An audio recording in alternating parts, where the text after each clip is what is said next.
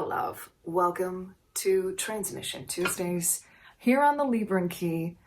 This is where we basically transmit messages, cosmic information, galactic information, and knowledge, depending on what topic wants to be shared with the ELSH Collective for the highest and the greatest good of the ELSH Collective, of course. Empaths, Lightworkers, Starseeds and Healers, awakened and awakening souls, all for the expansion of consciousness and the ascension process here on Momma Gaia. We're going to get right into it. Commander Ashtar coming in for this reading to speak to our starseed origins. Okay. He has given me some information to start with this with regard to... It's funny, it feels like this wants to be a little bit of a clarification, especially around what it means to be a starseed, the preoccupation that we have with regard to identifying with a particular starseed group, and also really emphasizing here that to be a starseed is synonymous with having a mission, okay? And doing mission work that you volunteered, you basically signed up for, all right? So he's already given me some information to start here. I will be popping some cards at the end here. The Healing Waters Oracle is what he is directing me to. And I'm working with the energies of Apophyllite, and particularly with this Apophyllite pyramid / reader. So I'm going to just basically start here with this because it's important. He wants to talk about the fact that as a starseed, one of the main things with regard to identifying and feeling that you are a starseed in every part of your being. What does that mean? Okay. And discovering also through an exploration of your Akashic records, your actual volunteering or signing up for this incarnation here on Earth and for the mission work. Okay. I know I might be a little bit all over the place here, but bear with me. He wants to start with talking about this, all of the things that we've heard with regard to what it is to be a starseed, okay? Now, oh, interesting. He's directing me to the fact that while we are all made of star stuff, one of the things that I absolutely love that the first time I ever heard it was Carl Sagan, who said that we are all made of star stuff, which we are. Not every single one of us is and identifies with being a starseed. I'm going to say that one more time. While we are all made of star stuff, not every one of us, he's saying, signed up for the mission, okay? Because while we all choose to incarnate, some of us are here specifically for the mission work. And that involves directly this ascension process, this ascension of Momma Gaia, the expansion of consciousness here on Momma Gaia. There's something very specific and really nuanced about this. And he's also giving me how there's overlap here between starseeds and lightworkers. But there's something, again, with regard to starseeds that is very cosmic, obviously, in its origin, very galactic in its origin. And he wants me to speak a little bit here to old souls, which is probably the majority of you watching this right now, okay? If you feel that you are an old soul, there is a very good chance that you've had numerous, we're talking thousands potentially, right, of incarnations, including many who have been off of planet Earth. They would have been in different star systems. They would have been on different planets. They would have been in different realms, not necessarily even an actual physical place in space, okay? And this is where he wants to kind of extrapolate this whole preoccupation with identifying with one particular starseed group. And while that may be important for some of us, absolutely, absolutely, we also have to understand that we come into this incarnation with many different skills, abilities that we have honed over various incarnations in different star nations, in different star families, essentially of different starseed origins, okay? Now, as a starseed, he keeps on like drilling this home. You've come here on a mission. And what is that mission? Essentially, it is to do with the expansion of consciousness and the ascension process here on Momma Gaia. It is connected to truth, consciousness, and love. Truth, consciousness, and love. He really, really wants to reiterate that. Because again, while we are all made of star stuff, identifying as a starseed / lightworker, you come in with a specific mission. You've come here with a specific purpose. And just be aware of pigeonholing any kind of, again, origin, where you came from, story. Essentially, like that's kind of the antithesis almost to expansion and what we're here essentially to do, okay? He really wants me also, oh my goodness. I'm sorry, just a blue heron just flew right over the window here. Just beautiful. He really, really wants to bring that through right now in terms of, my goodness, sorry. I'm having a moment here, sorry, just because a whole other download is coming in right now. Okay, so he keeps on saying to me signs and synchronicities. That happened for a reason now, for you to be open to the signs and synchronicities and how unique they are to you with regard to your own starseed family, your connection to different starseed nations. Okay, this is why he's making it clear to me now what that was all about. So I myself, for example, understand that there is a soul origin point in which we all incarnate from source, okay? Now, we can have a soul origin point connected to a specific star system, star nation, star group, star family. But in the many incarnations that we take on as old souls, what ends up happening is we have connections to other star nations. So as a starseed here in this incarnation, you end up working with different star nations. Think of it like he's using the term here, United Alliance. United Alliance, okay? All right, thank you, Commander Ashtar, for that. I apologize for that. Whoa. All right, coming back to center now for a moment here. He wants me to bring attention to us volunteering or signing up to come in for the mission. And he's using those words specifically, come in for the mission, not come down.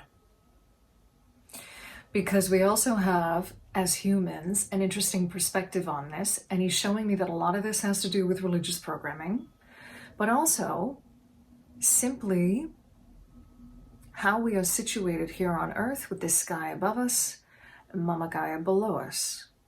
And that he says there's truth to both. But he really wants to use the word come in versus come down. Because as starseeds, we are, he always shows it to me like this, like there's, in terms of expansion and contraction, okay? That there is travel in an expansive way. And he's giving me now the analogy of something that looks like galactic command. Now, this is going to be different for everyone. And bringing back the Akashic records here and this Akashic reader, he's inviting each and every one of us to do this for ourselves, to find out the point at which we volunteered, to find out the point at which we signed up for the mission. Because there's something in that he's showing for starseeds that's really important. Now he's showing me what looks like, this feels like, he's referring to it as galactic command, but for each and every one of us, it could have a different name. And he's showing me walking into this room that feels like it's on a massive spaceship that's very Star Trek in nature, which I absolutely love because, of course, freaking loved Star Trek when I was a kid. Walking into this room, seeing almost like a table, like an O-shaped or a U-shaped, walking into this room, circular in nature, seeing now Commander Ashtar with various members, a part of this. He's even using the word delegation here. You walking in and signing up for the mission. And I see this as an energetic exchange. Specifically, what he's showing me is on the table in front of us, for example, and how I'm seeing it in front of me, there's almost like it's a tablet of light and a hand being placed on this tablet of light as a way to almost sign your name, sign up for the mission. But he's also showing me at the same time how this varies across different star nations. That's what he's showing me. So I'm seeing, for example, he's reminding me of this because he'd shown me this before, where I'm seeing, even though this doesn't feel like Earth, it feels very Mars-like, actually. It feels very kind of desert, but it looks almost like Sedona. That's what I'm seeing, like the Grand Canyon. And I'm seeing what looks like two men of an indigenous culture.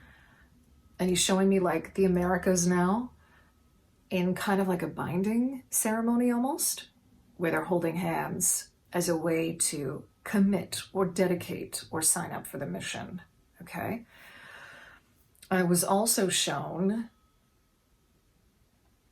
what looked to me like Arcturian beings, if you're familiar with how they look, very tall, but very in their light body forms, tall with sort of a blue light energy, in a circle surrounding one person, one individual, one being, all connected energetically at the heart. And I'm seeing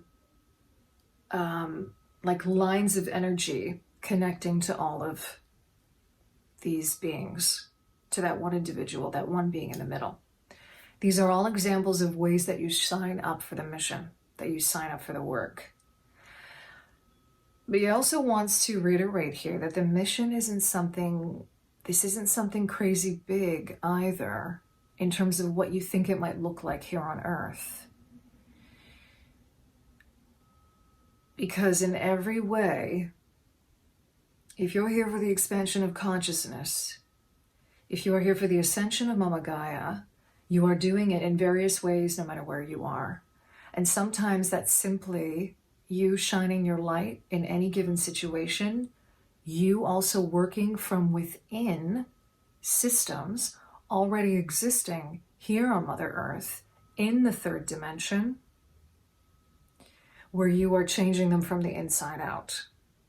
You know, he's showing me like a space, like an office space, where there's that one person who is essentially raising the frequency of their workspace.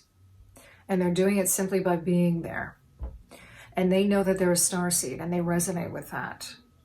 This isn't some big deal, but it is. That's the thing, right? Like, I can't emphasize that enough. It's not some monstrosity of a thing you think it might need to be. Like, you gotta like be known the world over for what you're doing. It's actually a beautiful, very humbling, beautiful experience. And it's actually, I'm getting, what Commander Ashtar is directing me to is very much the frequency here of Christ consciousness. That is one way. He's actually saying to me a very big way that we shine our light, expand consciousness, and assist and support the ascension process of Momma Gaia and us collectively as well. Humanity is what he's saying to me as well. He's showing me a key now. I'm seeing a key with wings on it. Can you expand on that, Commander Ashtar? Okay, so he's showing me that each and every one of us, okay, first this could be a specific image for some of you that resonates as a confirmation.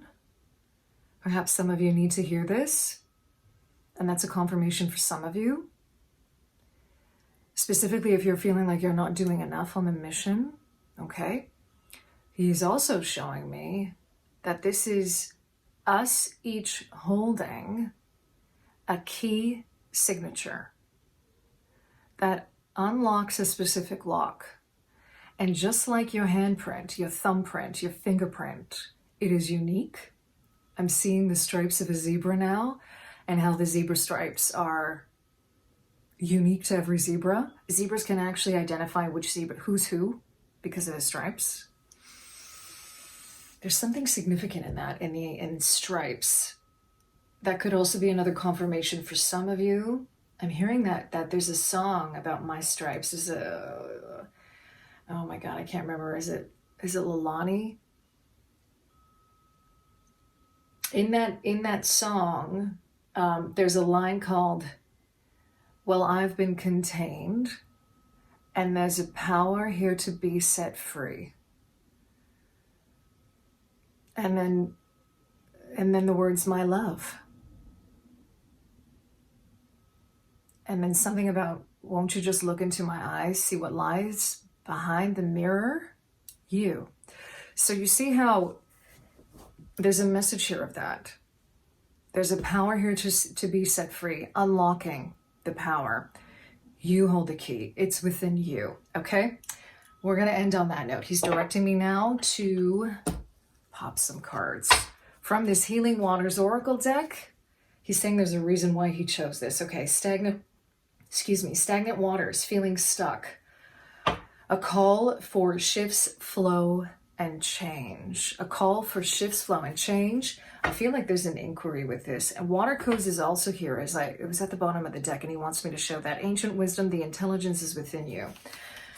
Go within when it comes to this stagnation. If you're feeling stuck, there's a reason for it. And that needs to be addressed, is what Commander Ashtar is saying. And he's showing me that the wisdom keys or codes are within you. I'm also hearing gene keys, which is, isn't that Richard Rudd, the work of Richard Rudd? Maybe check that out. There's something in that. I'm just getting a lot of imagery of keys, which is fitting because this is the Libran key. Just realizing that right now. The key is within you. Can't emphasize that enough. I feel like there's an inquiry for this, and I'm going to read it. He's directing me towards reading the soul inquiry cards. What feels stuck or stagnant in your life? What shifts are you being called to make? This is about having courage.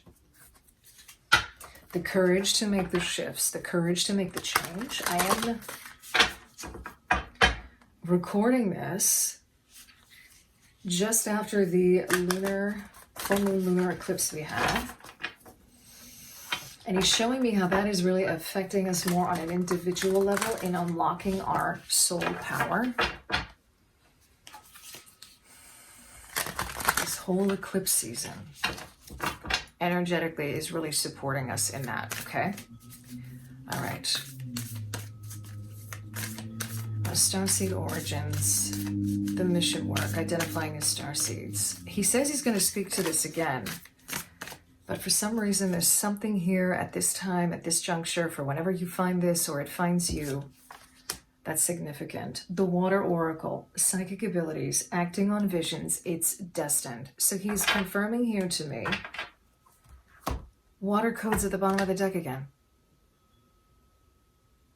The intelligence is within you. And I was just about to say, like, your visions, they are in you. He's showing me that the visions that we get when we are in meditation, when we access our psychic abilities, okay? Visions, but this is not just limited to visions, because some of us are more empathic we're more clairsentient. We feel.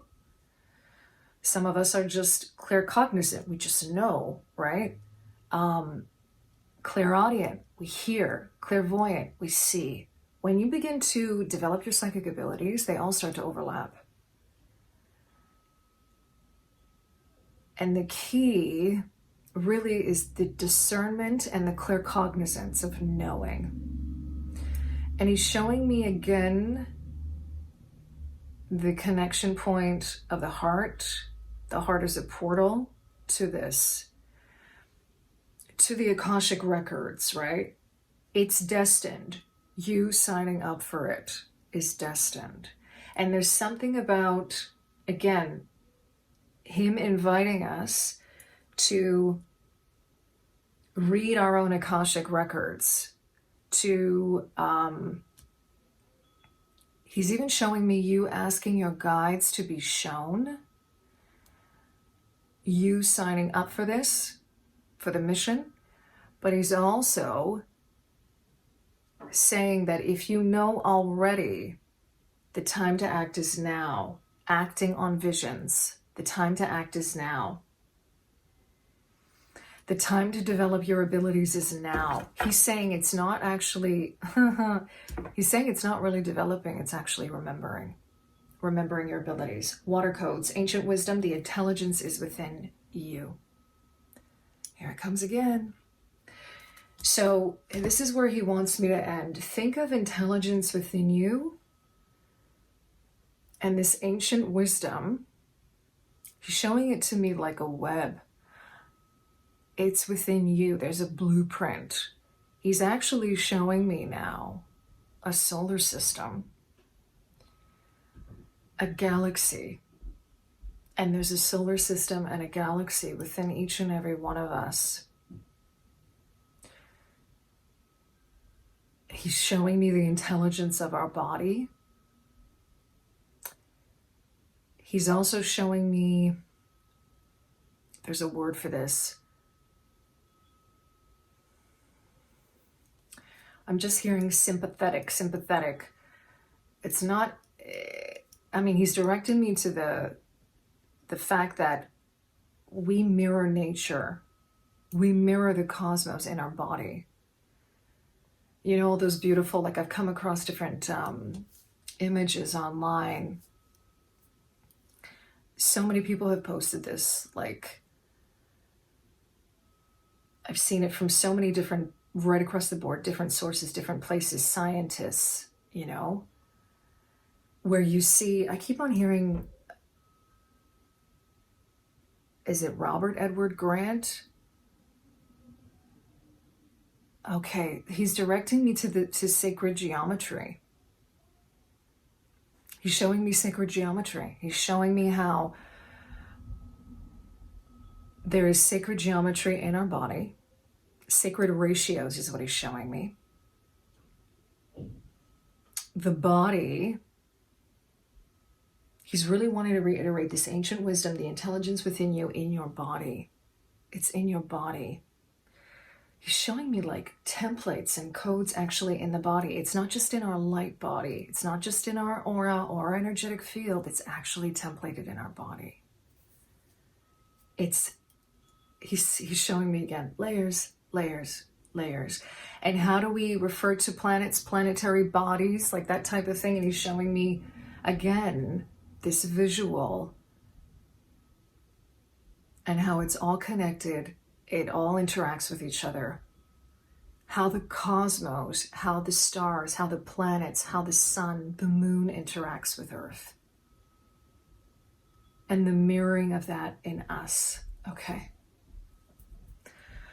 I'm going to end there. He's showing me, he's really emphasizing now the heart space and this light portal of energy through the heart space. Okay. So meditating upon that and really connecting to this energy. Okay. Thank you, Commander Ashtar. Thank you for being here, for sharing your time and your energy with me in this space. I am sending you so much love wherever you are. Please leave comments below if you have any questions, any kind of things that you might want to expand upon. Commander Ashtar, obviously, you know, reiterating, we can't get to everything in one video. This is going to be an ongoing thing. And we're inviting you now, if you have any questions, any things you want to inquire about for Transmission Tuesdays, leave a comment in the comment section below. I'm sending you so much love wherever you are, in love and liberation, always.